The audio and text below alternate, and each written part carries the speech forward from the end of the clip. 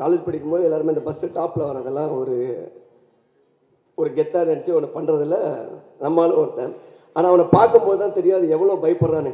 இப்படி ஒருத்தன் வந்து பார்த்து இவன் என்ன பண்ணுறான் இவன் பஸ்ஸு டாப்பில் அப்படின்ற மாதிரி யாரோ கட்டாயப்படுத்தி கூட்டிகிட்டு போன மாதிரியே இருக்கும். ஆனால் அது இவன் தான் பண்ணுறான். அதுக்கப்புறம் சரி ஓகே இப்படிலாம் இருப்பாங்க போல் காலேஜில் நினச்சி போய் கிளாஸில் உட்காடுறேன். பார்த்தா பக்கத்தில் ஒருத்தன் வந்து உட்காடுறான். டேய் இவனை அங்கே பார்த்தா அதே ஆள் தான் இவன் வந்து உட்காடுறான்னா. நீங்கள் தானே அது மேலே ஆமாம் எப்படி இருந்துச்சு நல்லா இருந்துச்சு சொல்லி. ஸோ காலேஜ்லேருந்து ரொம்ப புரட்சி தனமாக எதாவது யோசிச்சுட்டே இருப்பான். தனியாக போய் ஒரு நாள் ஒரு பையன் வரான். கீழே மச்சான் கீழே வந்து யாரோ போராட்டம் பண்ணுறாங்க அப்படின்னா. காலேஜில் என்ன போராட்டம் யார்?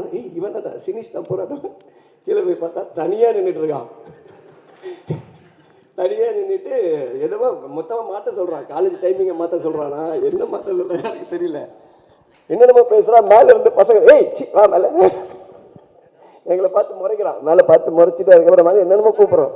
அதுக்கப்புறம் மேலே வந்து திட்டுறான். ஏண்டா ஒருத்தர் இறங்கி யாராவது ஒருத்தர் ஆரம்பிக்கணும்னு ஆரம்பித்தேன் நீங்களாம் வரணும்ல எங்கே வரணும் இருடா வாடா உட்காரான்னு சொல்லி அப்போத்துலேருந்தே சொல்லிவிட்டு என்னென்னா நமக்கு என்ன ஒப்பீனியன்னா கன்ஃபார்மாக இது வந்து வேலைக்கு ஆகாது பெஞ்சை மாற்றிட்டேன்.